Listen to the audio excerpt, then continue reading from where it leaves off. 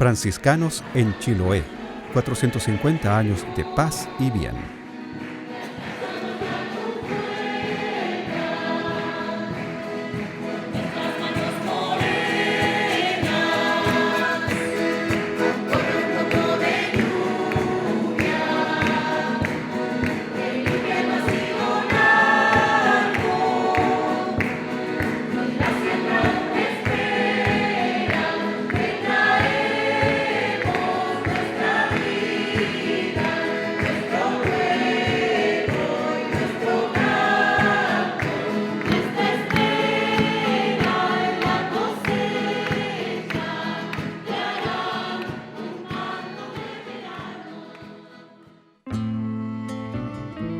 Tras la muerte y resurrección de nuestro Señor Jesucristo, su mensaje, conocido como el Evangelio, se extendió por todo el Imperio Romano, que hace más de 2000 años ocupaba gran parte de Europa. Igualmente, este mensaje de paz y bien se extendió rápidamente por el norte de África y Medio Oriente, proceso desarrollado entre los años 40 al 300 de nuestra era. La nueva fe se arraigó profundamente en la sociedad romana, de tal manera que en el año 313 el emperador romano, Constantino, dictó el llamado Edicto de Milán, por el cual los cristianos podían profesar libremente su fe en todo el imperio. Posteriormente, en el año 380, el emperador romano Teodosio convirtió a la religión cristiana en la creencia oficial del Imperio Romano, consagrando a la Iglesia Católica como una institución trascendente para Europa, tras la caída del Imperio Romano de Occidente, hecho histórico ocurrido en el año 476 después de Cristo. Tras la caída del imperio, se da inicio a una nueva etapa en la historia universal, conocida como Edad Media. En esa época se fundaron sucesivas órdenes religiosas, las cuales buscaban vivir y extender la fe predicada por Jesús y sus apóstoles. Es en esta época de la historia donde surge la Orden de los Hermanos Menores, u Orden Franciscana, fundada en el año 1209 en la ciudad italiana de Asís por San Francisco. Sus principales características son la vida en fraternidad y minoridad, entendida esta última como humildad y servicio. La Orden Franciscana surge en el siglo XIII con un personaje llamado Francisco de Asís. Es un desafío para su tiempo, que estaba convulsionado, que pasaba por problemas de identidad, de credibilidad, o alguna parte de la Iglesia, y donde Francisco hace una reforma de la Iglesia, ayudando al papado, especialmente en el periodo de Inocencio III, y él dice, es creíble vivir el Evangelio.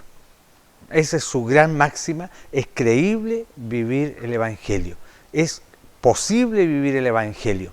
Y ante esa experiencia de fe que tiene Francisco en el encuentro con el Cristo de San Damián, donde dice que el Cristo le habla y dice, Francisco repara mi iglesia.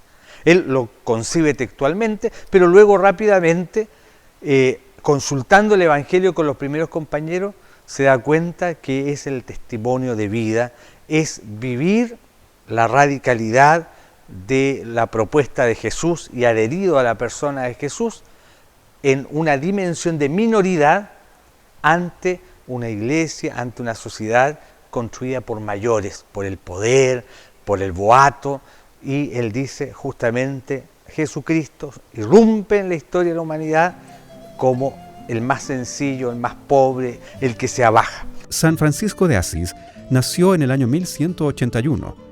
Su nombre era Giovanni di Pietro Bernardone. Fue el hijo de un rico comerciante de la ciudad italiana de Asís, quien tras una experiencia espiritual renunció a su herencia y posición social para vivir en pobreza, predicando como mendicante, es decir, viviendo de limosnas, recorriendo las ciudades y pueblos de la Italia medieval. Su ejemplo inspiró a otros hermanos de fe, con quienes fundó la Ordo Fratrum Minorum, Orden de los Hermanos Menores. Su mensaje se extendió por toda Europa, incluso predicó en el Medio Oriente durante unos años en el siglo XIII. El mensaje del Santo de Asís inspiró a mujeres como Santa Clara de Asís, quien fundó las Damas de los Pobres, conocidas como monjas clarisas, rama femenina de los franciscanos. Después de una vida de sacrificio dedicada al Evangelio, San Francisco falleció en su ciudad natal en 1226, a los 44 años de edad. Tras la muerte de San Francisco, se le declaró santo en el año 1228 por el Papa Gregorio IX. Su ejemplo de vida inspiró la fundación de centenares de fraternidades que se extendieron por la Europa medieval, incluida España. Y eso hace que entonces nazca el movimiento franciscano como una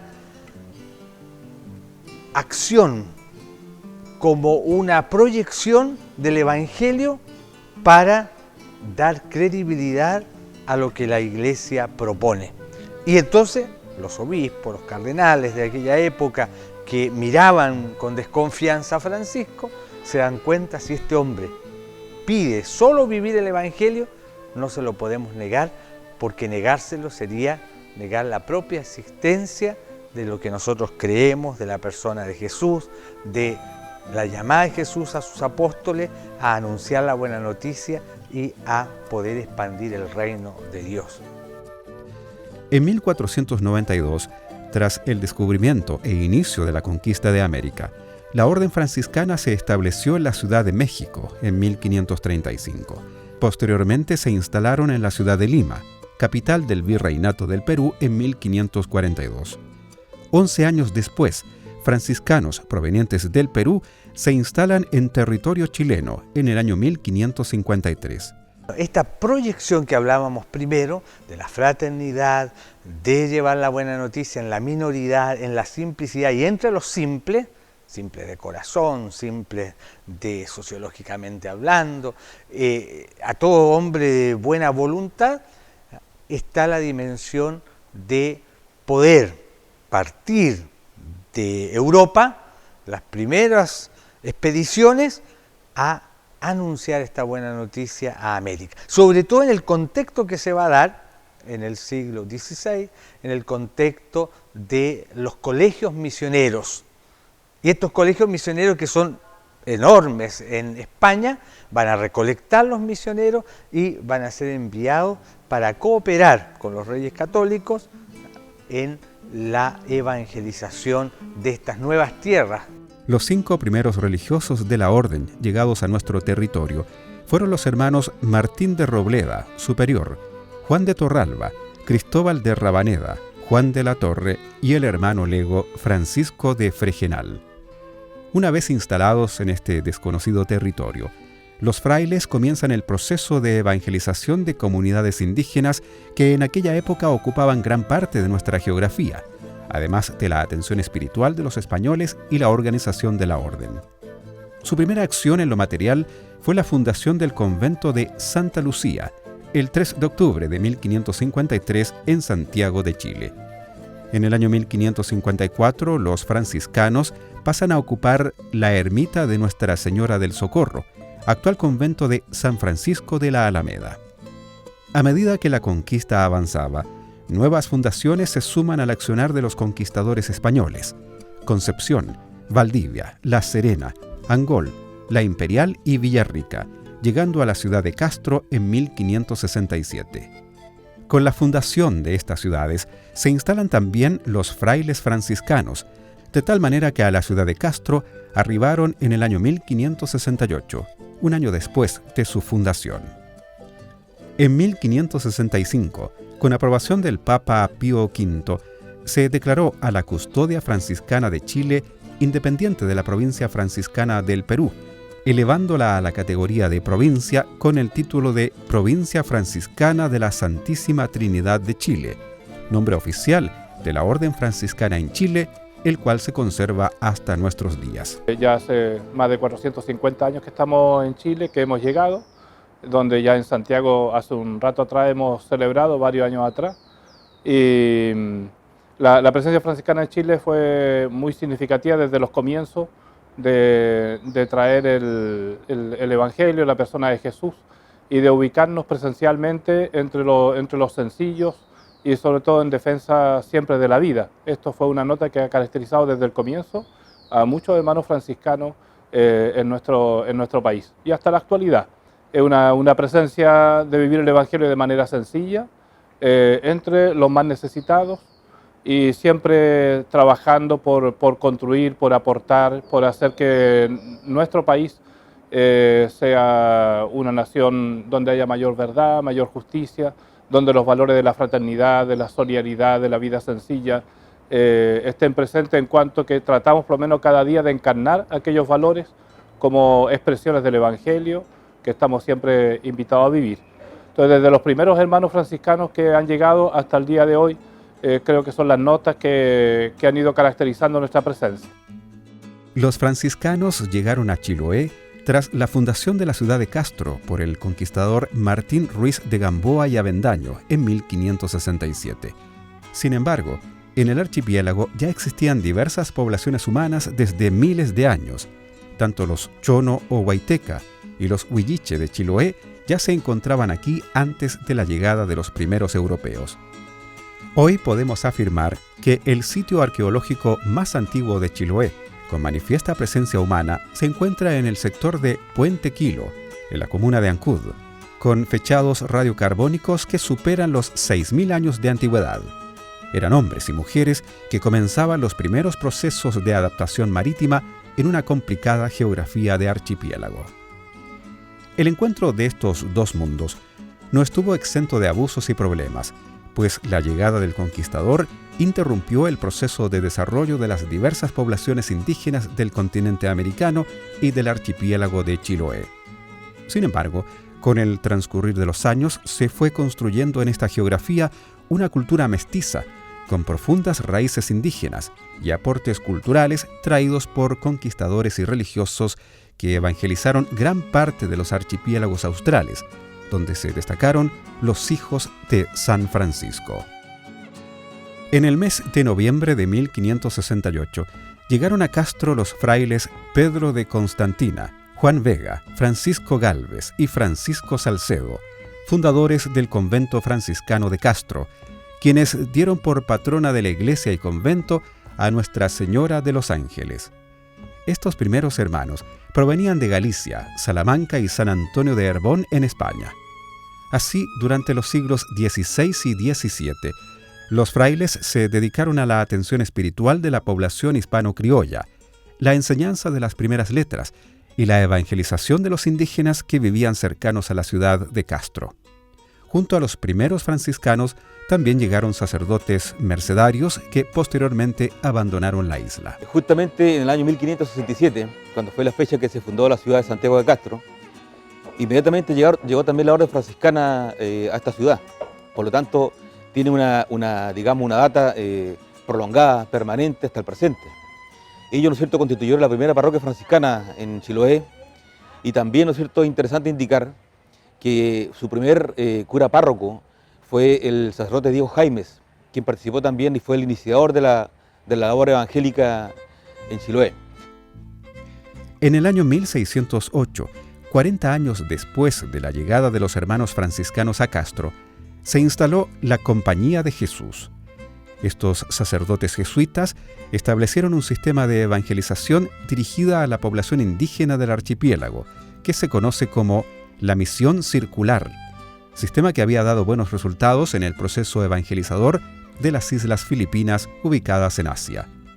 Este sistema se caracterizaba porque una vez al año un grupo de misioneros recorría el archipiélago impartiendo los sacramentos y predicando la palabra de Dios en los pueblos con abundante población indígena. Los sacerdotes salían del colegio de Castro y luego visitaban distintos lugares como Rauco, Chonchi, Lemuy, Quinchao, Vilupulli, Laitec, entre otros lugares e islas del mar interior. Este sistema estuvo en práctica hasta la expulsión de la Compañía de Jesús de los territorios americanos por orden del rey de España, don Carlos III, en el año 1767. Una vez que fueron expulsados los jesuitas, la labor misional, la labor evangélica, la labor pastoral continuó permanentemente en Chiloé. Y fueron reemplazados, ¿no es cierto?, ellos por una nueva congregación que se llama el Colegio Propaganda Fide del Colegio San Ildefonso de Chillán. Bueno, ellos permanecieron durante 2 años, desde el año 1769 hasta el año 1771. Durante estos años que estuvo el Colegio San Ildefonso de Chillán, ellos hicieron también 2 misiones hacia el sur, continuaron de alguna manera la labor apostólica jesuítica.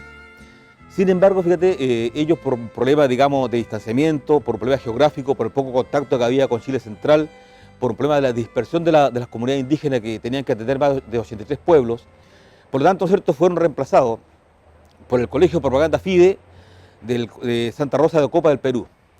Estos religiosos de Santa Rosa de Ocopa llegaron a Chiloé el año 1771 y continuaron una labor evangélica apostólica hasta el año 1837. Ahora, ¿cuál es la importancia del Colegio Santa Rosa de Ocopa del Perú? Bueno, en primer lugar, ¿no es cierto?, mantuvieron todos los usos y tradiciones y costumbres que ya venían, digamos, de los periodos anteriores. Mantuvieron los santos patronos, mantuvieron los fiscales, mantuvieron las fiestas patronales. También ellos, ¿cierto?, llegaron con un contingente de sacerdotes destacadísimo, entre ellos Fray Hilario Martínez, el padre Diego Lozano, el padre Francisco Menéndez, y de alguna manera, ¿cierto?, comenzaron y continuaron esta labor apostólica misional también con misiones y también, ¿no es cierto?, de alguna manera reestructurando a través de las comunidades o pueblos o capillas. A fin del siglo XVIII en Chiloé había 83 pueblos o capillas, por lo tanto les tocó a ellos también de alguna manera recuperar esa labor misional en esos pueblos y de alguna manera yo creo que dejaron una impronta muy sólida en Chiloé.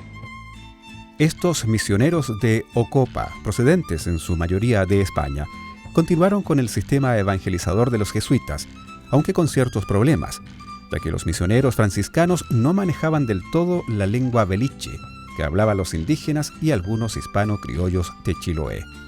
Además, eran rigurosos en las enseñanzas de cómo se debía vivir cristianamente, de tal modo que persiguieron las prácticas brujeriles y condenaron el amancebamiento, entre otras costumbres comunes en esa época.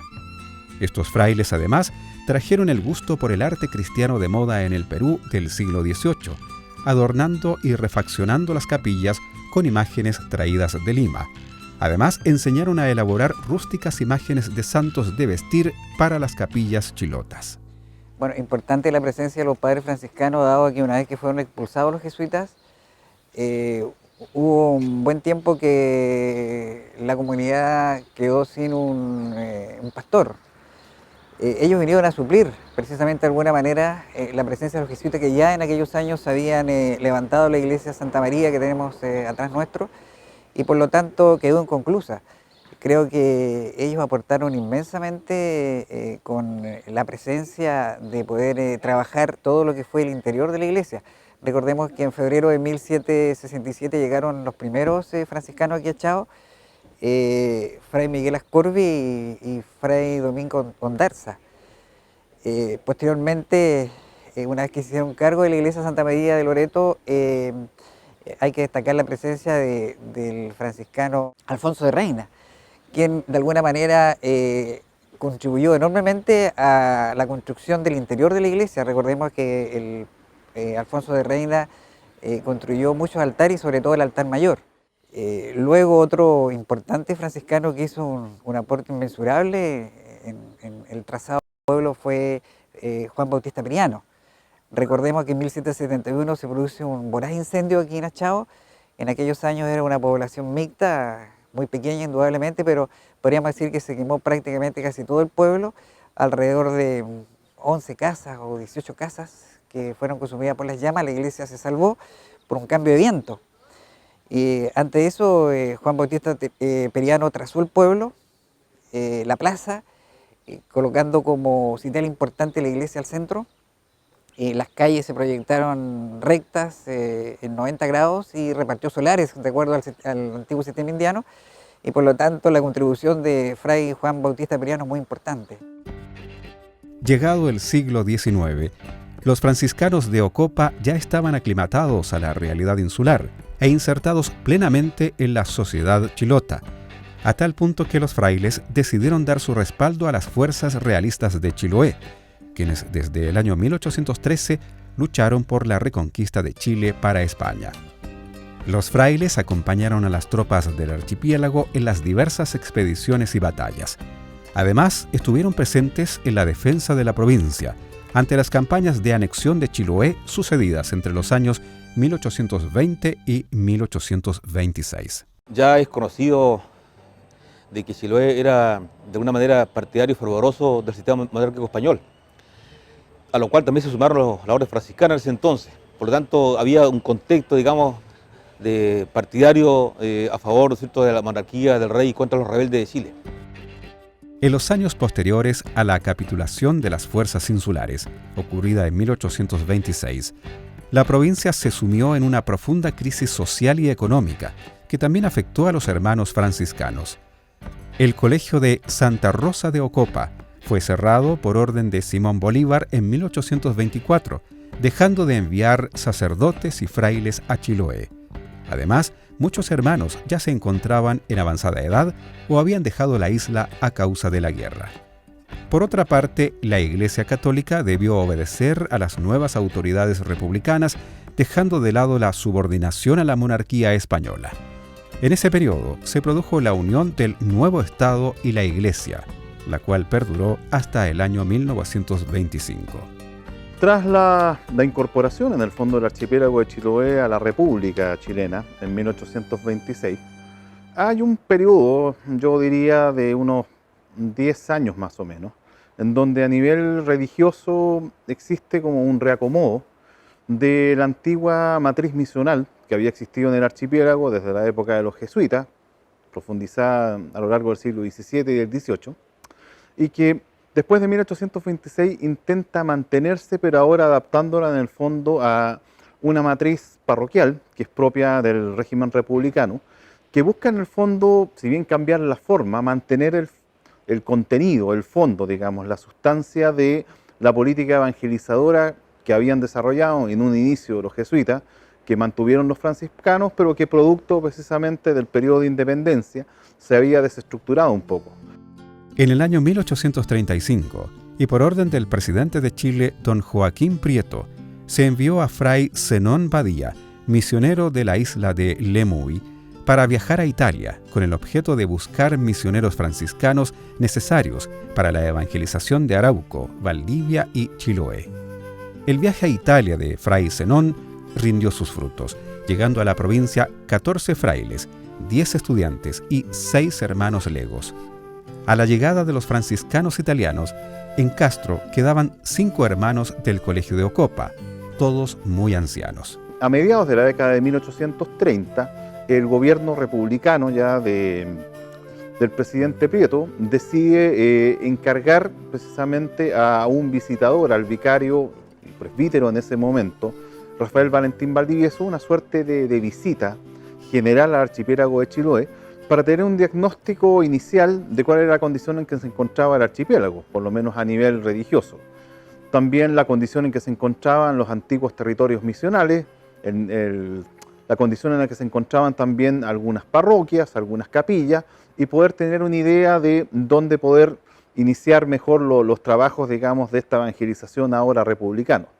Producto de esta visita de Rafael Valentín Valdivieso, se toma la decisión de que se deben traer en el fondo nuevos religiosos franciscanos para apoyar la labor evangelizadora, el proceso que comienza precisamente a partir de 1835, por lo cual se envían algunos religiosos a Roma puntualmente a buscar una primera generación, por así decirlo, de nuevos franciscanos evangelizadores.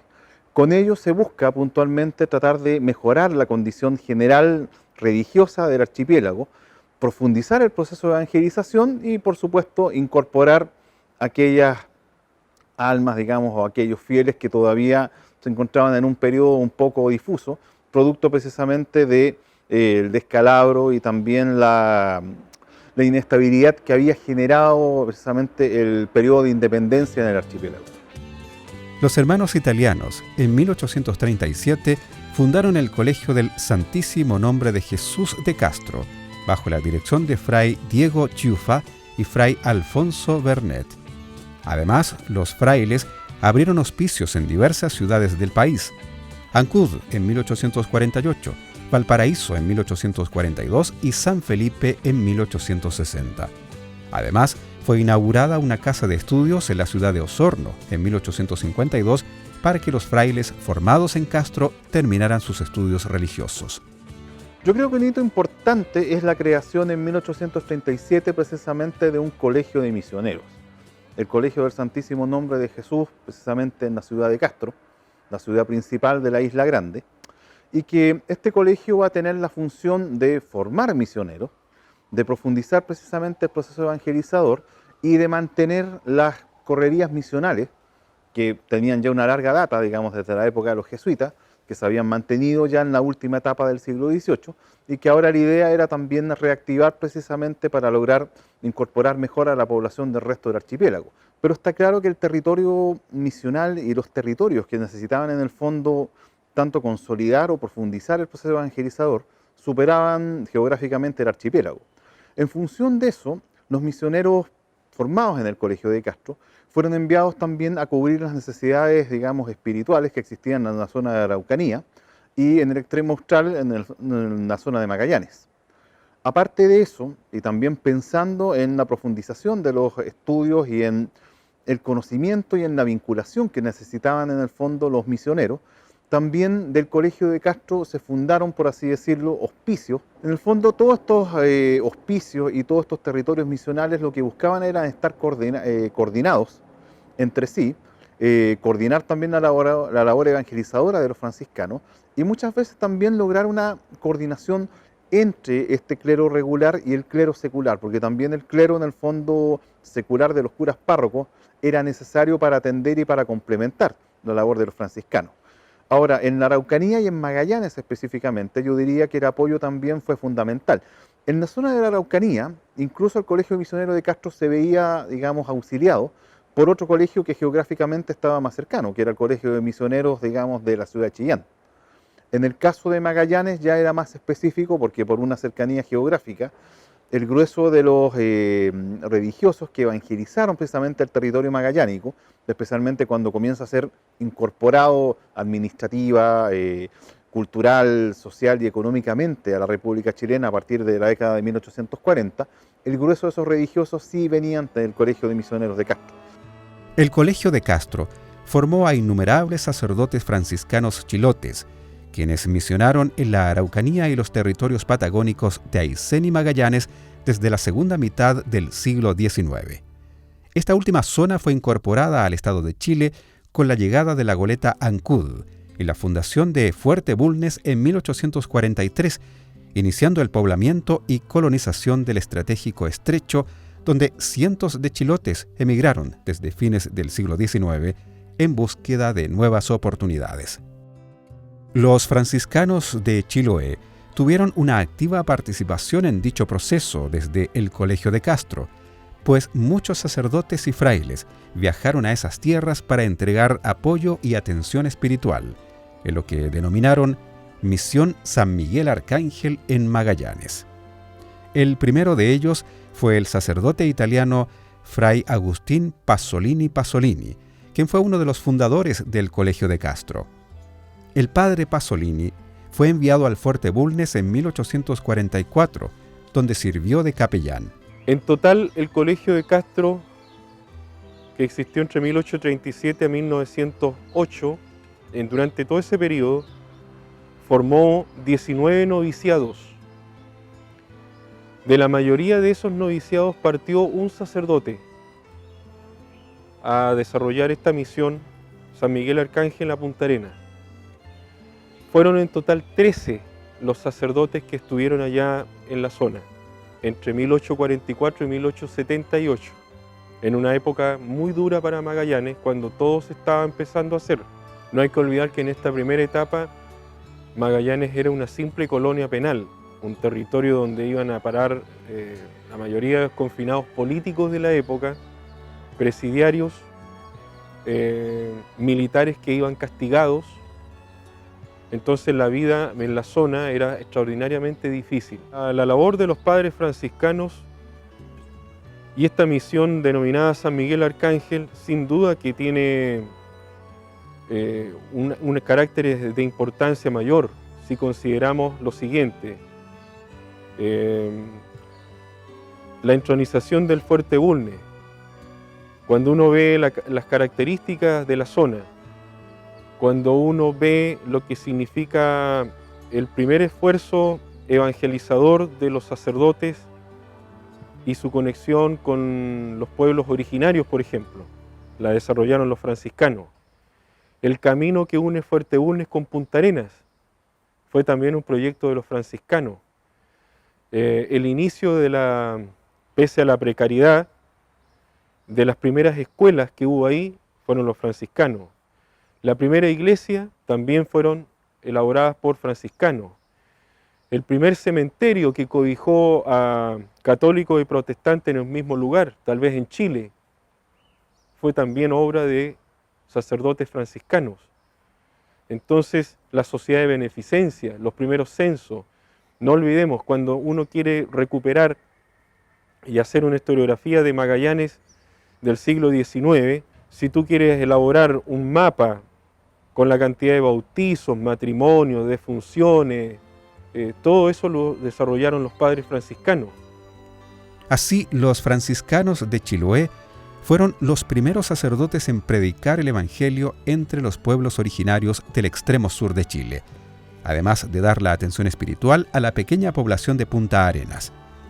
La presencia de los frailes del Colegio de Castro duró hasta mayo de 1878, luego de 35 años de labor misional. Posteriormente, y por orden del Vaticano, fueron los salesianos quienes se ocuparon de la atención espiritual de Magallanes. Junto a la fundación del Colegio de Castro, se destaca la creación del Obispado de Ancud, lo cual dio un nuevo impulso a la actividad misional y religiosa en Chiloé y el extremo sur del país. Su primer obispo fue Justo Donoso, y su primera tarea fue organizar la diócesis en los nuevos territorios de colonización de Yanquihue y Magallanes, además de prestar atención a las misiones desarrolladas en Valdivia.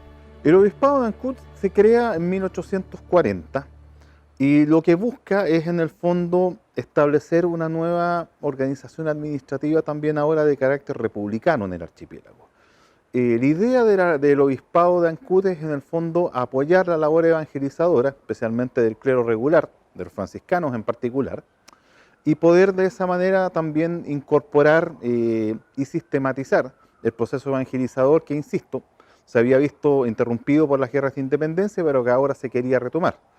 El obispado, en el fondo, va a fomentar no solamente esta nueva reorganización a nivel de capillas, a nivel de parroquias, sino también va a favorecer la celebración de fiestas religiosas y va a impulsar, por supuesto, la celebración del primer sínodo republicano, que se desarrolla precisamente en la ciudad de Ancud en 1851 y que establece, en el fondo, la principal normativa para cómo debe funcionar esa diócesis y en general otras diócesis también del área central de Chile, ya durante la segunda mitad del siglo XIX.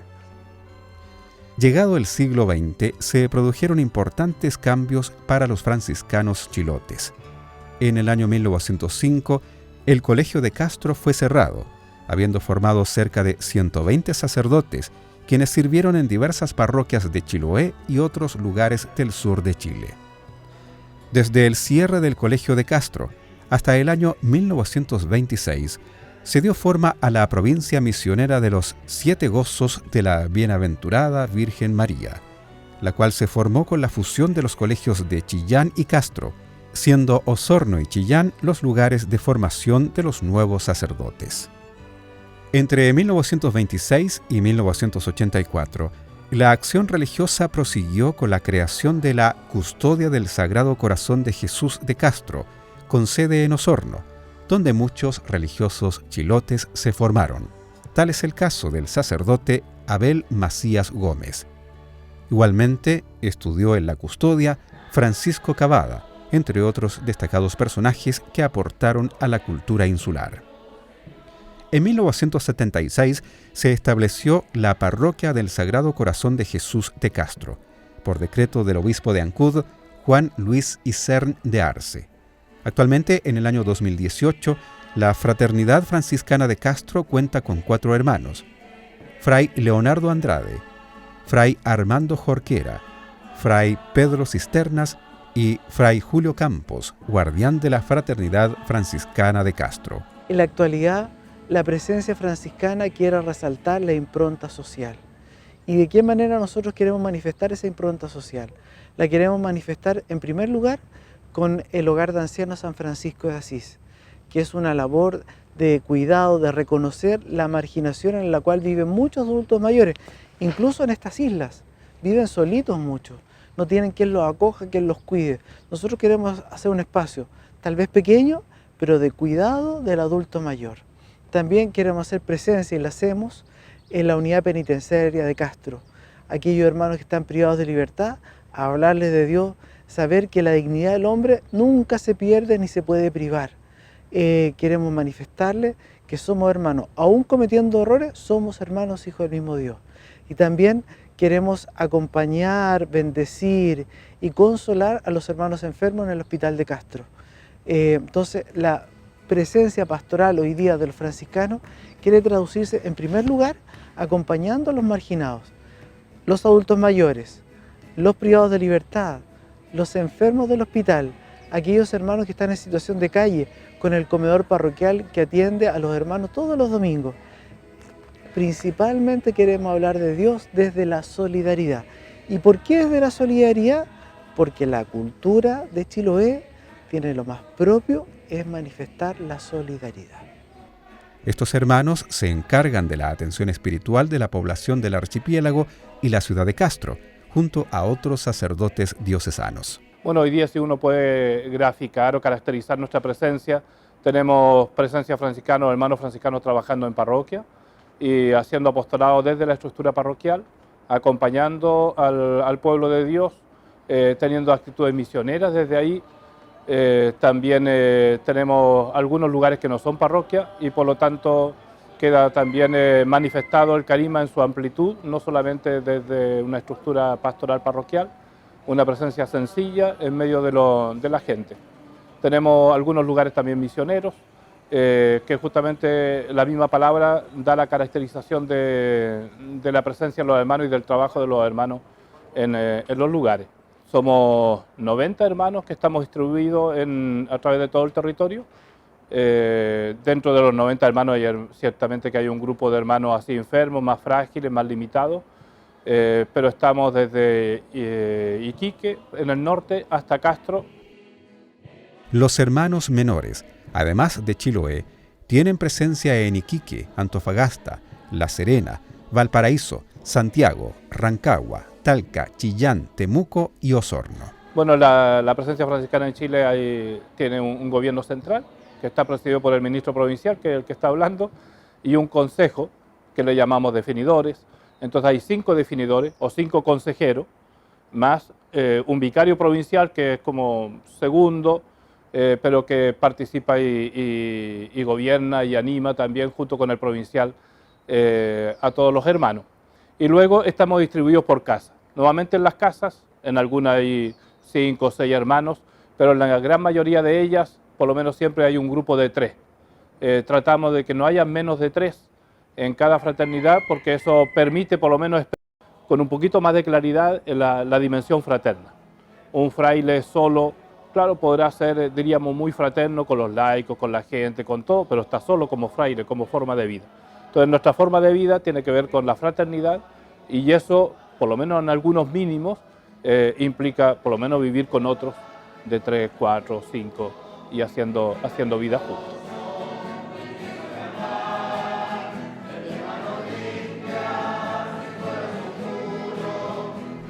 En Santiago de Chile se encuentra la curia y gobierno de la provincia franciscana de la Santísima Trinidad de Chile, con la iglesia y el convento franciscano ubicado en plena Alameda.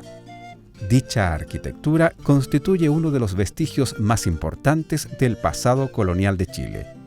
El Templo de San Francisco es la iglesia más antigua de Chile en pie.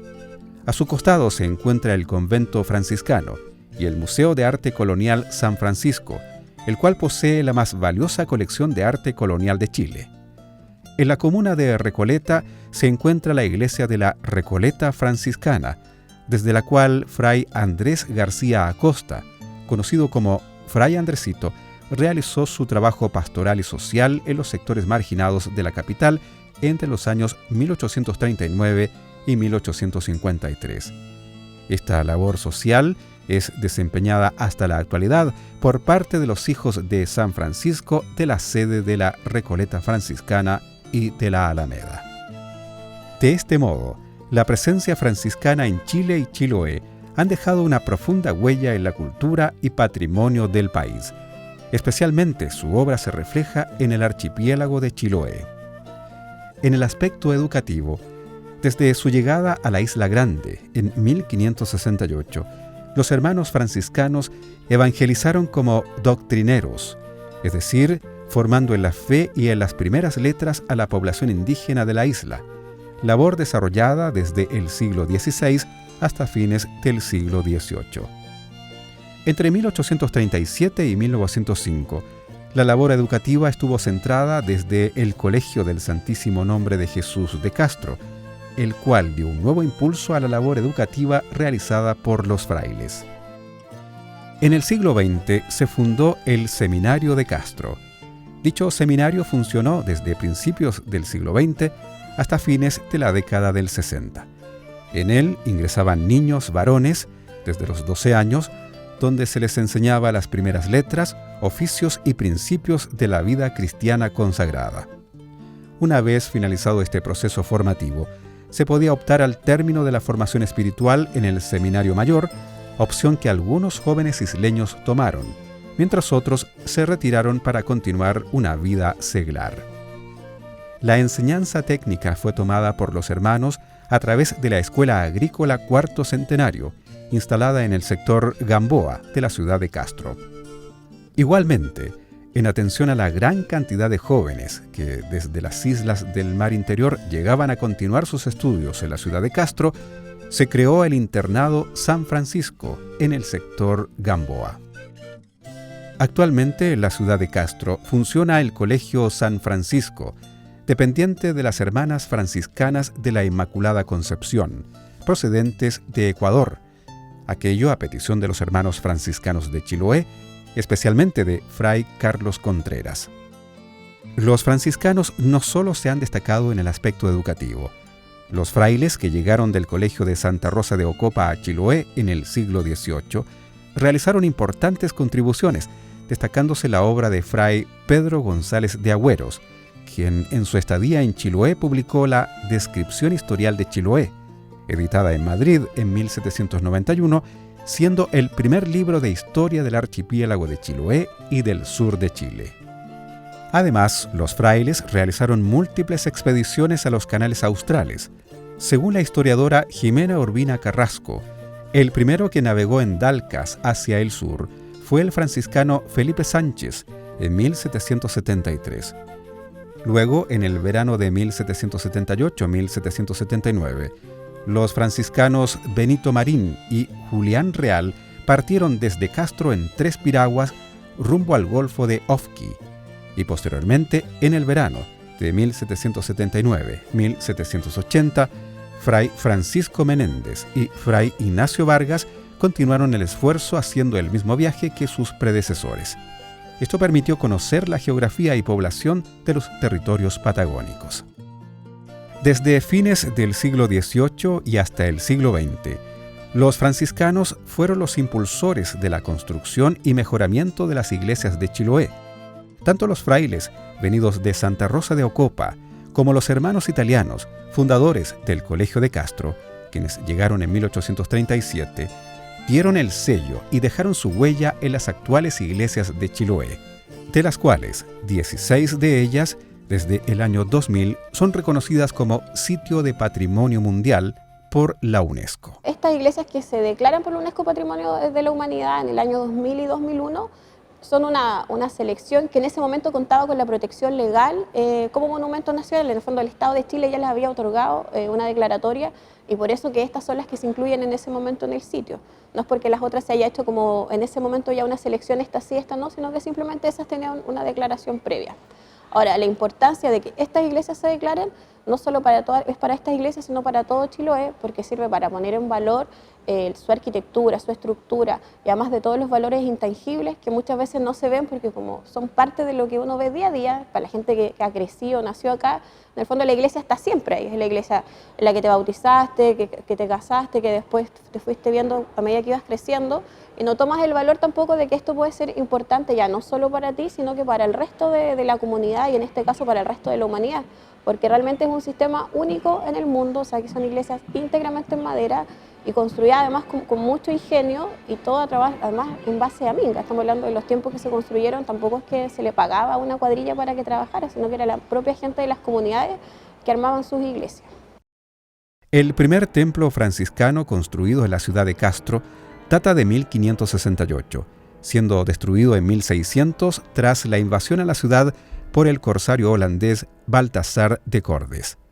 Dicha iglesia fue reconstruida y nuevamente incendiada tras el asalto a la ciudad por el corsario holandés Enrique Brouwer en 1643.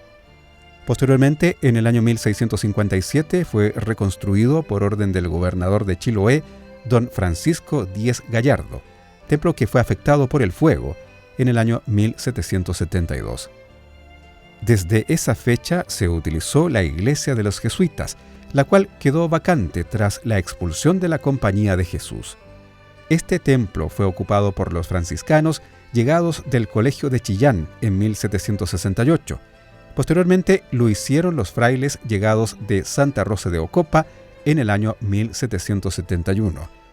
Igualmente la utilizaron los hermanos llegados de Italia en el año 1837. Sin embargo, a pesar de los cuidados, este templo se incendió en 1857. De esta iglesia, el naturalista inglés Charles Darwin, que estuvo en la plaza de la ciudad de Castro en el año 1834, mencionó lo siguiente: no carece ni de aspecto pintoresco ni de majestad, en tanto que la ciudad la calificó como sombría y triste, donde de la traza de cuadrícula española no quedaba prácticamente nada. Tras el incendio de la iglesia en el año 1857, nuevamente se reconstruyó el templo, mostrando el empuje, la fe y la fuerza de los miembros italianos y chilotes del Colegio de Castro. Sin embargo, a pesar de estos esfuerzos, otro templo construido con sacrificio se quemó en 1902. Tras estos trágicos hechos, en el año 1904, se iniciaron los trabajos del actual templo San Francisco de Castro.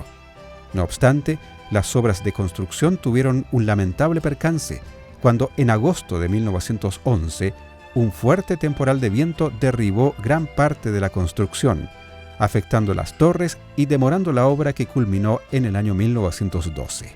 El sello chilote lo dieron los carpinteros, dirigidos por el maestro mayor don Salvador Calixto Sierpe, apoyado por otros maestros como Delfín Mancilla y Santiago Subiabre. Esta iglesia, que está 100% construida en madera, es obra de, diseño del arquitecto italiano Provasoli, que él la diseñó en piedra y en aquel momento llegaron los planos acá y después se construyó acá en madera. Una iglesia como de estilo neogótico, pero reinterpretada, a la realidad local.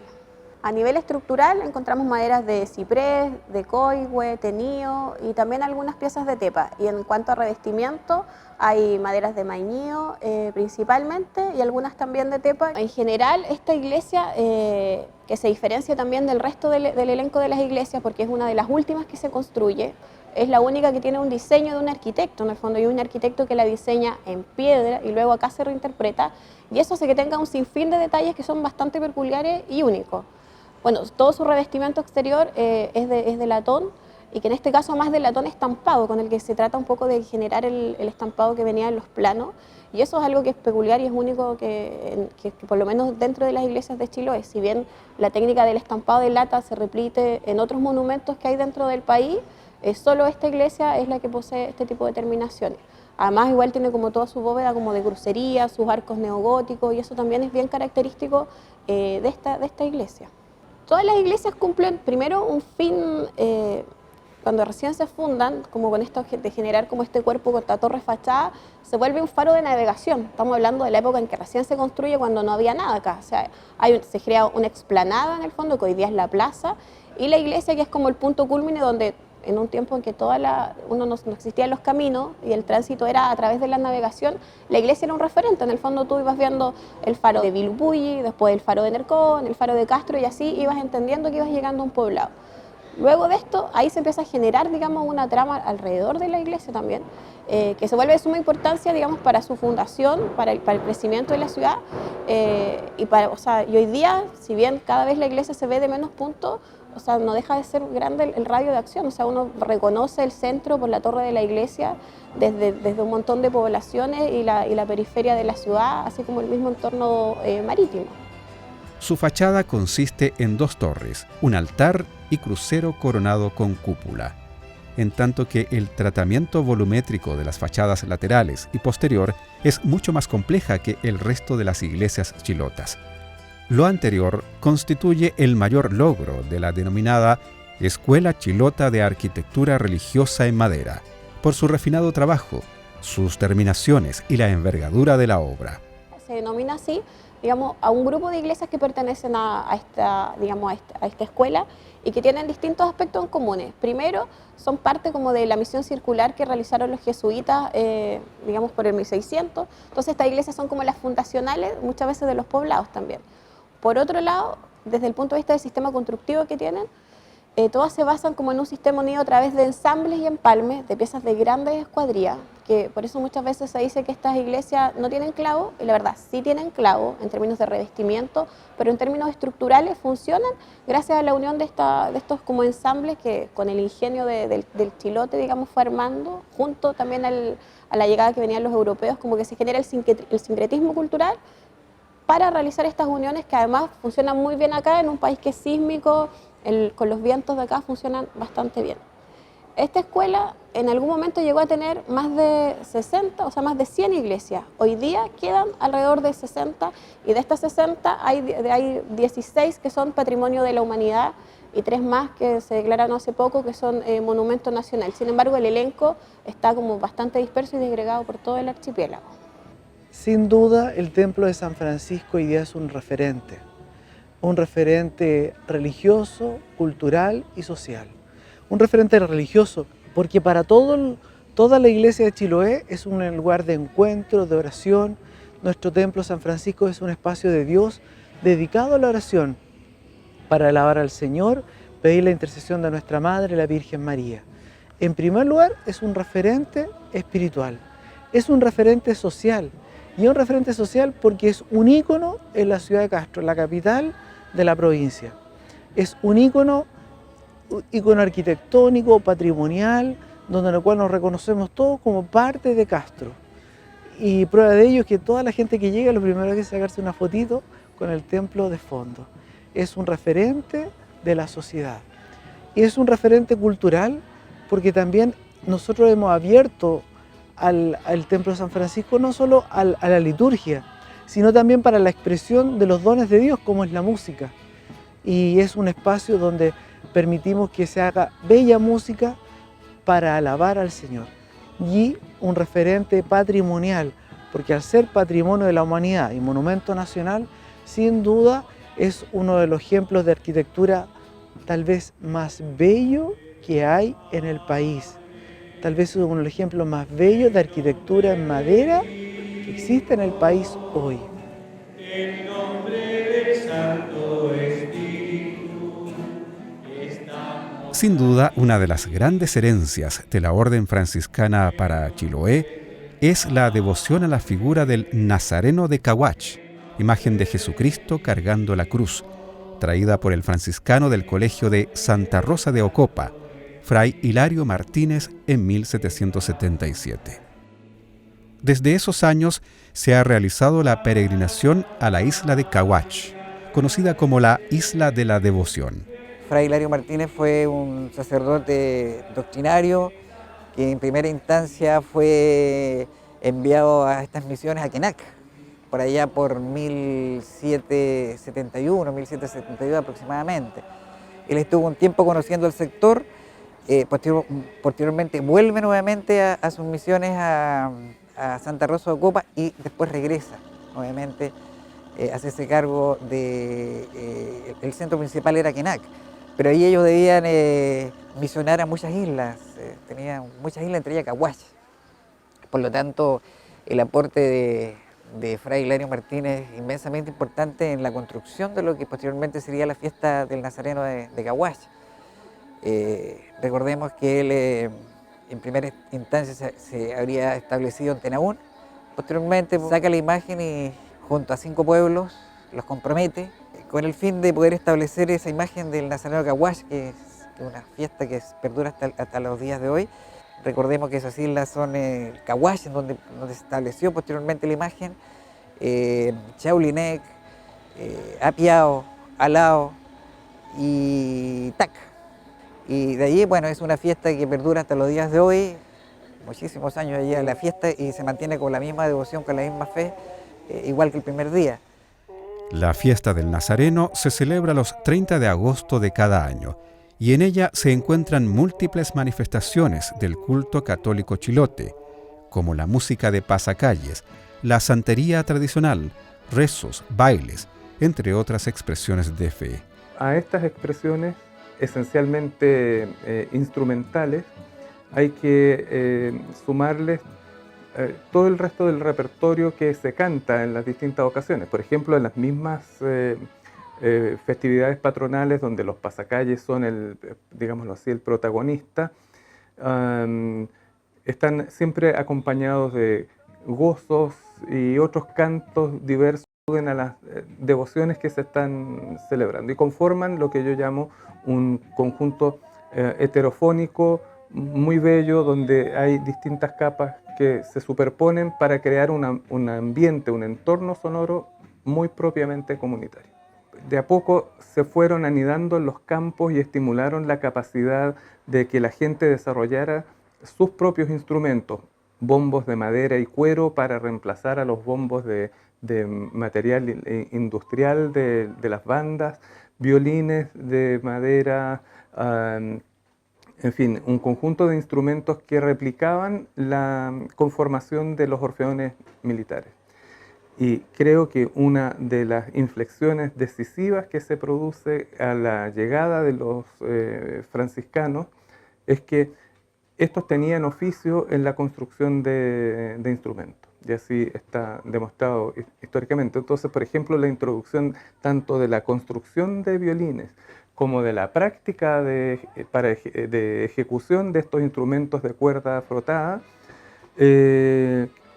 hasta donde he podido entender, en Chile y en Chile en particular, está fuertemente ligada al aporte y a la relación que misioneros franciscanos establecieron con las comunidades. ¡Viva Jesús Nazareno! ¡Viva Jesús Nazareno! ¡Viva Jesús Nazareno! La fiesta al Nazareno tiene una serie de ritos que se han seguido por generaciones, entre los cuales se destacan la novena, el juego de las banderas y la procesión de la imagen del Nazareno. Es un acontecimiento eclesial muy importante, muy potente, no solamente porque sea un hermano franciscano, Fray Hilario Martínez, el que haya introducido la devoción hace ya tanto tiempo al Nazareno, sino que principalmente lo que hoy día vemos es la oportunidad donde se congregan de distintos puntos de la isla y incluso del continente, gente que viene del extranjero, de otras partes de Chile y de los tantos distintos puntos de la isla para encontrarnos, para darle gracias al Señor, para alabar a Dios y también para orar por nuestros hermanos enfermos y orar por nuestros hermanos difuntos. Es una oportunidad de hacer iglesia y hacerlo a la manera chilota, porque aquí la peregrinación es navegando. A diferencia de nuestro país, aquí lo más propio de la peregrinación al Nazareno es venir navegando. Todos hemos tenido que llegar navegando a la isla de la devoción.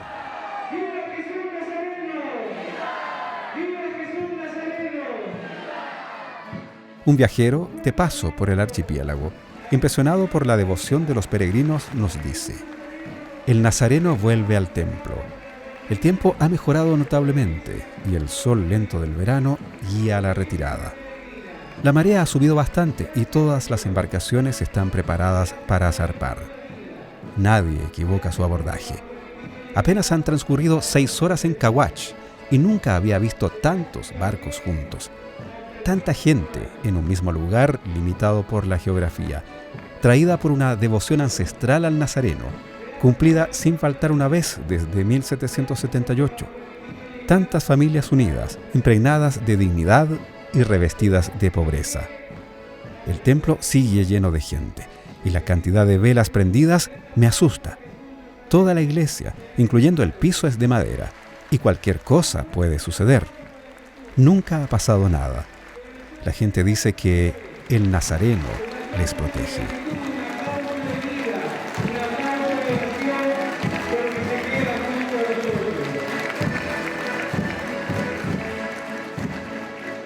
La Isla de la Devoción ha convocado desde el siglo XVIII a cientos de fieles de los más alejados rincones del archipiélago de Chiloé y del sur de Chile. Nuestros hermanos, inspirados en el Evangelio que hace 2000 años predicó Jesucristo y siguiendo la huella de San Francisco, continúa la labor iniciada por los primeros frailes llegados a Chiloé hace ya 4 siglos y medio.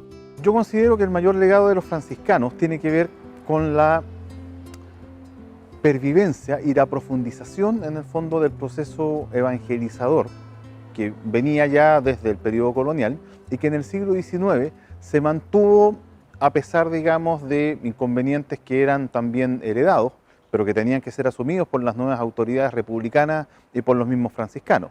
Entre ellos la dispersión de la población, digamos, en un archipiélago con islas bastante numerosas, son más de 40. Esta profundización del proceso de evangelización a mí me parece un legado importante y permanente, y que de hecho no solamente toma lugar durante el siglo XIX, sino que se proyecta incluso al siglo XX. El otro aspecto que me parece importante dentro de la labor de los franciscanos en el archipiélago chilote tiene que ver en el fondo con el apoyo y también la proyección de numerosas fiestas religiosas que forman parte de la hoy denominada religiosidad popular y que están presentes, digamos, y que rescatan la identidad de las capillas y de las parroquias en el fondo que se desarrollaron en Chiloé durante el siglo XIX. Y el tercer aporte fundamental desde mi punto de vista tiene que ver con el apoyo que entregan los franciscanos en el fondo también a la evangelización en las ciudades, cómo refuerzan el proceso evangelizador en las ciudades y cómo finalmente generan en el fondo un culto importante y una identificación de la población de las ciudades con esta orden religiosa. A mí me parece que tanto a nivel rural como a nivel en el fondo de las festividades y de la religiosidad como a nivel urbano, la presencia, digamos, y el legado franciscano se mantuvo durante el siglo XIX y se proyectó, insisto, al siglo XX y tiene pervivencia hasta la actualidad. Yo creo que uno de los legados es estar cerca de la gente, cerca de la gente, en el común diario de la gente. En estos últimos siglos ha sido la dimensión de el poder estar al servicio de la Iglesia y de las necesidades de los pueblos donde nos encontramos. Y el gran desafío nuestro en este tiempo es vivir la fraternidad. Ese tendría que ser el testimonio que nosotros demos. No tanto la acción de hacer cosas, sino de nuestro estilo de vida, de simplicidad, de cercanía con la gente, de capacidad de escucha, más allá de la creencia, más allá de la filosofía, sino que en esta mirada que pone también hoy día la Iglesia y que la está acentuando mucho la orden franciscana, de el sentirnos hermanos con todos. Invitar a todos los chilotes, a todos los hermanos de las islas y de la ciudad de Castro a valorar esta historia, poderla recoger, poderla valorar, poder descubrir en esta historia que hay muchos elementos que nos enseñan a vivir hoy día nuestra fe y nuestra vida de iglesia. En la historia hay muchos hermanos franciscanos y también laicos que han participado de ella y que la han construido y que han tenido que resolver tal vez las mismas situaciones que hoy día a nosotros nos toca resolver. O sea, cómo en su tiempo ellos vivieron el Evangelio, de qué manera pudieron resolver los problemas y las dificultades que tuvieron y problemáticas humanas que se daban.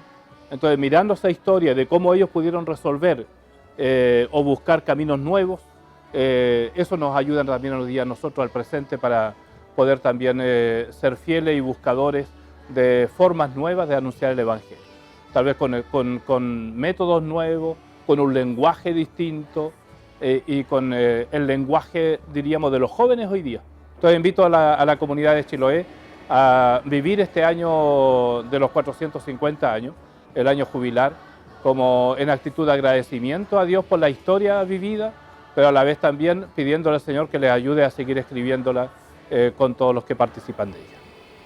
Pensando en los primeros frailes que llegaron, en Hilario Martínez, en el hermano Guido, en Ángel Pérez, en el padre Serafín.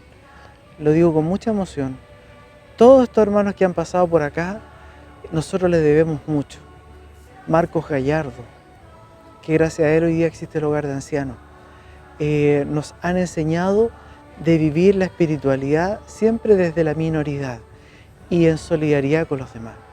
Yo tengo palabras solo de agradecimiento para tantos hermanos que han hablado de Dios desde lo más genuino del espíritu de San Francisco. Finalmente, reflexionar sobre la fraternidad franciscana es impregnarse de lo más bello de Chiloé, la minga, la solidaridad, el ingenio y la fe, valor que constituye la huella, la impronta, el sello que los frailes han desarrollado en 450 años, donde el archipiélago, el mar, el monte, la tierra, el viento y la lluvia son mudos testigos de un proceso evangelizador que lleva más de 4 siglos. Son 450 años predicando la paz y el bien.